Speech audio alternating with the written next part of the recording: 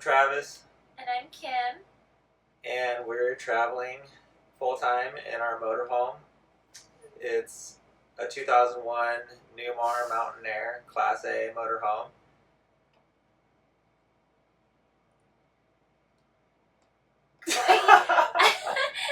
I don't even know that you're looking at me.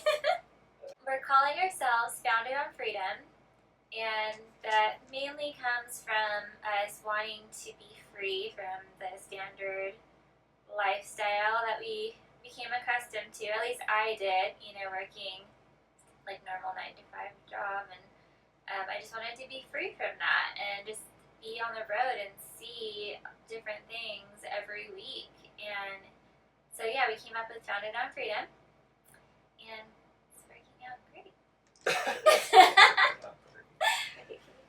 Alright, so how did we get to this point? So a little over a year ago, I think in April or so, is when we got the idea to travel full-time like this, and it kind of just came out of nowhere.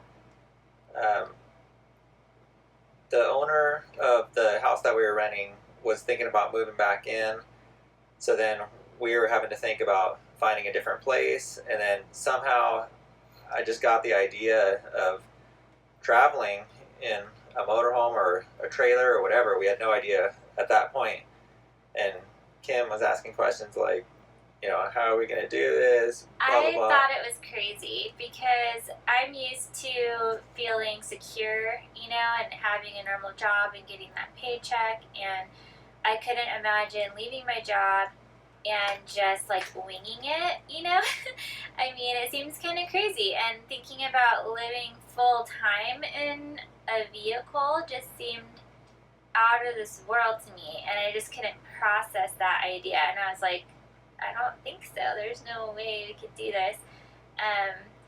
But Travis, really just kept pushing the idea on me, and he was showing me some neat videos of other people that do it to try to convince me that it was a good idea. Yeah, so we started watching some videos. Like, I think there was probably 3 main channels that we were watching. It was Keep Your Daydream, Less Junk, More Journey. Yeah, and Driving and Vibing. Driving and Vibing, yeah. So we were watching them, and we're just like, the feeling of like we have to do this started just building and growing and everything. So it kind of, I would say it moved quickly after that point. Like once the seed was planted and everything, and we wanted to do it, then we really started looking and seeing like, okay, how could we do this? And so the first idea was to get a trailer, and at the time we just had a Honda Element, which was my car, and then she had a car, so we didn't have anything to pull a trailer. So we were thinking, all right, we need to buy a truck, and it just seemed like a lot because I started looking at trucks, and depending on what you want, they can get pretty expensive. And I was looking at trailers and all that, and then we kind of came to the idea that a motorhome would be a good idea. So then we're looking at Class A's, Class C's, no Class B's or anything. Actually, I don't even know what a Class B motorhome is. But we're looking at the difference between Class A's and Class C's, and then we kind of just, as I started learning more, because I didn't know anything about motorhomes before this. I've never even stayed in one before. Yeah, me either. And when we got this one, this was the first time we ever stayed in a motorhome, so it was pretty weird in that way. But we settled on a Class A, and as I started learning more about the brands and the makes and models and everything, then we kind of settled on a Newmar, and I was pretty open to what model in the Newmar lineup. And we needed an older one because we didn't want to throw down $100,000. We didn't have that kind of money to put down anyway. So, and we wanted to buy it in cash and just own it outright and everything. And we were able to remodel it. We wanted to remodel it because I came from a business where I did that kind of thing. So we had the ability to remodel. So we started looking on Craigslist, and there weren't many options in our area, so I really had to expand out to other, further cities and even other states. I was like looking at probably 10 different states around California that we could just find more options. So We looked every day for months, every single day, searching. It was hard to find something. yeah, so then I found one in Colorado, and luckily my brother lived in Colorado at the time, so I was able to have him go out and look at it, and then he FaceTimed me, and so he was doing a whole walkthrough on it while I was watching it, and it was priced right. It needed some TLC and definitely some remodeling because it was a 2001, so it kind of had that like 90s look to it with the yellow, honey oak cabinets and all that. And so we moved on that one. I flew out to Colorado to check out the motorhome and everything in person, and ended up buying it. And then he drove it home by himself because I had to work. I couldn't leave, and I felt bad because he drove all by himself for the first time in the RV. It's probably a pretty intimidating thing to do. It was alone, especially. I've never driven an RV of any kind or any vehicle this big. It's a bus. This is a 37-foot, 38-foot yeah. motorhome. So I had a lot of learning to do on the drive home, but it was a fun experience. And so we got it home in late August and had it parked out in front of our house, which we had an association there, and there was actually, a rule that you couldn't have like a motorhome or trailer or anything parked out, I don't know, for more than a couple days or something, but we had it in front of our house for months while we were remodeling it. Was so bad. And not only was that bad, but we had a street sweeper that came twice a month, and we already had 3 vehicles. He had a work van, and we had our 2 personal vehicles, and we had the motorhome. So every time the street sweeper came, we had to like move all the vehicles and park it at a CVS and then go get it and make all these rounds with the car. So it was seriously a nightmare, and we got in trouble for having it parked in front of the house. Luckily, had to go to we a didn't get meeting and everything for it. Luckily, we didn't get in trouble till like the very end when we were moving out anyway, though. But so we didn't have to pay a fine or anything because they're like, all right, you're moving, fine, just go. Yeah, so it was a pain, but spent all that time remodeling it. Pretty much redid everything inside, and we didn't have much time either.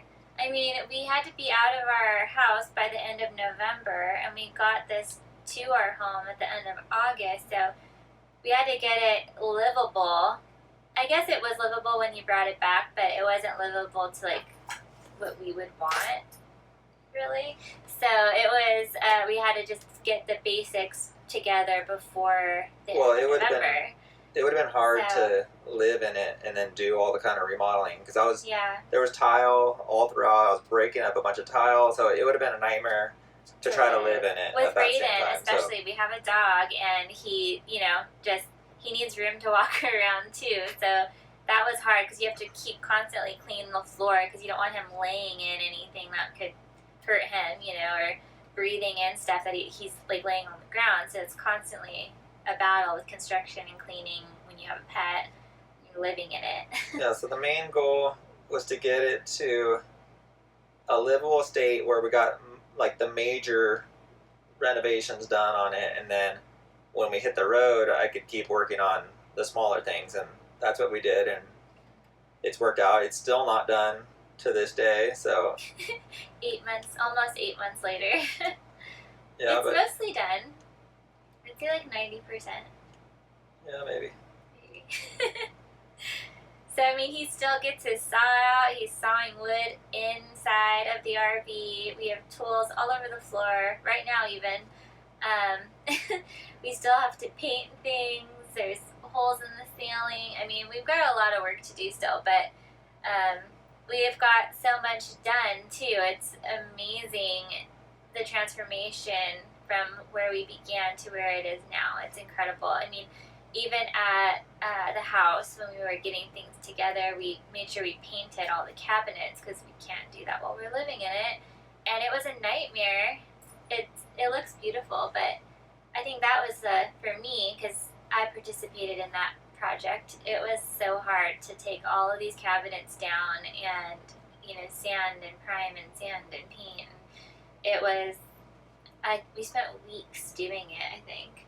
I mean, there's 68 cabinet doors in this Yeah, but RV. that still didn't compare to breaking up the tile. No, I didn't have to do that part, so I can't speak on that. But I know he had a really hard time because it was under the slide, and that under the whole kitchen area, and there's still pieces of tile that like move their way out from under there. So that was a big job. Yeah, in total, it's been a massive remodeling project, like even harder than a house, because motorhomes are just built differently than a house. So overall, it's been worth it because you kind of forget how much work it was at that time, that you were doing it. Thank goodness. And then now we get to live in, the remodeled area and everything. So it's definitely, I would say it's worth it. I just don't know if I would recommend somebody else do it. Like, I don't think I would ever want to do it again. But we love the space that we're in, and we'll create a whole tour and show you and link it right here. Hopefully I pointed in the right direction. I've never done that before, and I have to put a link there. So Okay. I'm sure by the time you're watching this, there will be some kind of link there that you can click and watch that video. Let's hope. So how did you feel about downsizing from a house into this? Okay, well, first of all, I'm a very organized, neat person, and I like to be minimal anyway.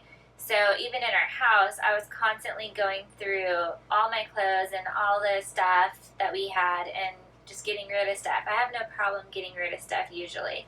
But when we had to come into this, I even thought, I'm sure that the amount of stuff I have in my house could fit in there. If there's a ton of storage, it'll be fine.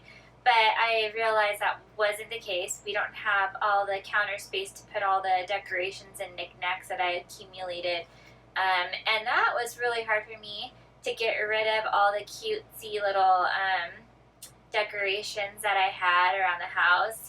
Like you finally find the perfect stuff and then you have to get rid of it. And that's not easy. But I spent a lot of time, and offer up, and I gave stuff away to family and friends, and I did a lot of donating. So, I mean, like tons of donating. We were just like dropping things off in boxes. But yeah, I mean, we kept a little bit, just basic stuff in a tiny storage unit. It was like 5 foot by 8 foot, and that's it. So we don't have a home base. This is our home, and we have that storage unit when we want to go back. But yeah, that's it. Yeah, we pretty much just put the things in there that I really didn't want to get rid of. Obviously. Mostly tools and his garage Well, yeah, stuff, tools workout are equipment, expensive, tools, so. and a poker table. Yeah, I think. Mostly his stuff. I mean, I put some scrapbooks in there, some Christmas ornaments, my wedding dress, but other than that, it's mostly his stuff. Yeah, but we definitely got rid of a lot of stuff. So we started traveling in March, and we're from California, so obviously took off from California, and at this point we visited 5 states or something. Well, So we plan on going from California to Florida in the southern states. However, it's so hot and humid and horrible. We changed our mind once we got to Texas, changed our route just because it was too hard. I mean, we have to stay at RV parks because we need the AC, and we want to do boondocking. So we need to go where it's cooler. Well, yeah, we've done a fair amount of boondocking, and we love it. But in Texas, it was just so humid. We didn't do any boondocking because it's just impossible. So then we headed north. We're in Colorado right now, and then we're going to head up to Wyoming and go to Yellowstone, and then make our way back down to Florida in the winter. So a lot of people ask, what do you do for work? Because the people that we meet at the RV park, a lot of them are retired, and they look at us like, okay, you must be on vacation, or you guys must have a lot of money, or something like that, which isn't the case. So, I mean, they ask, you know, what do we do? How can we afford to live in an RV and not, like, go to a job? So, go for it. So we both have online businesses. Yeah. I've been online for a few years now. And we have a shop that Kim took over when we started traveling, or right before we started traveling. So we both have businesses. They're connected in a way, but as long as we've got an internet connection and our laptops, then we can do our work. And we definitely do plenty of work every day. You know, we don't necessarily have a schedule, but we do have a routine that we kind of got into, and our days are flexible. We usually work in the morning for a few hours or whatever, and if we're in an area that's nice and there's places to explore, then, you know, we can plan that for a whole day or whatever the case is. I mean, it all comes down to having the internet. So while we love boondocking, we still need to make sure that we've got a cell connection. So we've got a Verizon hotspot, or I've got an unlimited plan for that. So as long as we've got that connection, then we're good. We've got AT&T for our phones. So as long as we have either AT&T or Verizon connection, then we're good. We can work, and it's been going good. Yeah, there's been a couple times where we had a horrible connection, like when we were in the Rocky Mountains. We had a beautiful boondocking spot, but the internet was so slow, it was just like pulling our hair out. We hated it, so we had to drive to the city and go to a coffee shop to get work done. We even went to a library to get work done before. But it's, you know, we usually stay in those places for a few days and then try and find something better when that happens. In that area in particular, the cell signal was actually really good, but I have a feeling it was just the amount of people on that tower. There was probably only one tower in that whole area, and it was like 4th of July. That's true. So, you know, we had a really good signal, so I think that was the problem with that. It was just so slow. We couldn't watch, you know, our Netflix. That sucks. That's what we use for TV, Netflix, and only Hulu. TV, and we couldn't watch TV for like a week. Yeah, it was hard. Couldn't stream anything. Yeah. But I like to watch TV at night, you know, after dinner or with dinner, so that was rough for me. So as Kim mentioned, we do have a dog. It's a 9-year-old golden retriever. And what do you want to say about him? He is a joy to our world. He is an amazing dog. He doesn't like bark at people when they walk by or anything like that. He's very playful, even, you know, at 9 years old. But there are a few negatives. I wouldn't trade him for the world, and I would highly recommend having a pet with you if you choose to be in an RV. It's just wonderful. But our breed of dog sheds a lot. So even in our house, we were constantly vacuuming, but in a smaller space, the hair accumulates a lot faster because there's less places for it to go. So, you know, vacuuming a lot. And he has allergies, so he's constantly sneezing. I don't know if those are allergies. It's just the way he is. Okay, maybe he's just a sneezer, whatever. But he's, you know, I'm constantly cleaning messes he makes from sneezing all over our cabinets and our fireplace and whatnot. So those are the only negatives. Other than that, it's wonderful. He's a really good dog, and he likes it. I mean, I think he gets out more than he did when we were at home. A lot of people have asked me, you know, does he like it? Does he feel trapped in there? But he likes it a lot. He gets to go out to new places, new smells. He gets to see other dogs all the time when we take him to the dog areas at the RV parks. He has 2 beds in here. He's got one on the side of the bed, and he's got a really big fluffy bed. He has a whole toy box of toys that he plays with, and we have a rug in front of the couch he thinks is his rug. So he's happy. He loves it. Oh. So when we first started RVing, actually before we even started, all of our friends were like, you're gonna want to get divorced. Like, there's no way. How could you not, like, leave? You'd be there 24/7 with him. And I was like, jokingly, yeah, either after this trip I'm going to come back divorced or a lot closer to Travis. And in all honesty, I think we've grown a lot closer.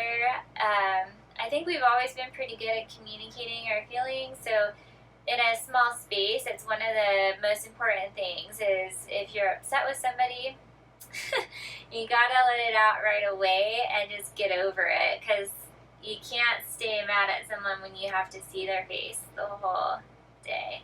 You can't, like, get in your car and drive to your friend's house or go see your family. You can't, there's nowhere to go. So you have to just get over it. And we're really good about that. I don't think we really fight very much. Just usually it's about work, actually. It's not even about anything else. Yeah. Overall, I don't feel like it's been hard at all, or like even really a challenge at all. So I don't know if we just got lucky or if it's like that for everyone. But so far, 8 months in or whatever, it's really not been a problem. I would say I'm like a realist, and I would tell you if I hated it, but I don't. I feel like, well, if we hated it, we wouldn't be making this video right now. Obviously. But I mean, some people might be like, yeah, right, they don't fight, but we do fight. It's not like we don't have disagreements, but we're overall extremely like happy that we did this. And it's no different than being in a house or a small apartment. It's basically the same thing. And the good thing is every single space in here, it gets used. I really like that. We're at the house, like when he would be working, he'd be upstairs in his office and I'd be downstairs. So even though we were in the same house, we didn't see each other as much, and we didn't talk as much. And we had a guest room that I felt like I needed to have. Like, what if someone wants to stay over, see the night? What if my family comes? I think it got used 3 times in the 2 years we were there. So it was a useless space, really. And, when you have space, you want to fill it with furniture, fill it with things, and those are things we don't need. So I feel really good about this situation, just using the stuff that we actually need, and that's it. So living the simple life has been wonderful. I love it. All right, so the goal of these videos and our channel in general, and Instagram, the website, and all that, I would say is that we can document all our travels and everything for us to watch later, and kids, grandkids, whatever, down the road. That would be cool in itself. So if we only get that out of it, then I'd be happy. Another goal, though, if we could create videos that are any kind of inspiration, just like the channels that we watched were, then that would be amazing, because those channels that we watched, those videos, are what really got us into this whole thing anyway, and it's been really cool. So if we can do that just to a small degree, then I'll be really happy. I just wanted it to be something we could look back on and or share with our friends, like he said, on Facebook and stuff like that. But watching these other videos that we still continue to watch, even though we are in the RV living full time, we still watch the other full-time RVers who inspired us from the beginning, and they still are inspiring to me, and I really look forward to continuing this journey, and hopefully we can, like he said, inspire others to do the same. Well, and not only that, I'd like to meet with the people that we watched too. That'd be so cool. We joined the Escapers, and we were in Quartzsite in January and met some of them. That was cool. So I want to do more of that. And Driving and Vibing was there, so that was really cool. But I would still love to just have meetups with all those people. Keep your daydream, let's drink more journey. So we'll be creating more videos showing, obviously the things we're doing, the places we're seeing, things like that. But then I also hope to create some videos on the stuff all the renovations we've done and the projects I've done, because we've done a ton of stuff around this motorhome. So want to create some videos on that. I did take some pictures along the way of some of them. I didn't really do videos on all of them, but I think I have enough to stitch together some videos for that. And probably just some videos like of the RV lifestyle and what it's like, you know, just Yeah. just like everybody has their own way of doing it. So I hope that this will be, you know, just our way of doing it, because our way is different than some of the others we've watched. You know? Yeah, it is, definitely. Everybody's so different, and that's what I like about watching each, you know, YouTube channel, because they are different with different goals and different inspirations and expectations. You know, some people are doing these expensive adventures, and others are just kind of relaxing and just going day by day, and some have kids and some don't. So it's neat to just kind of see which family fits you and your style. And Yeah, so obviously our YouTube channel, Founded on Freedom. You can find us on Instagram at Founded on Freedom, and our website, foundedonfreedom.com. So subscribe, follow, like, you know, all that kind of stuff, and we'll see you in some of the next videos.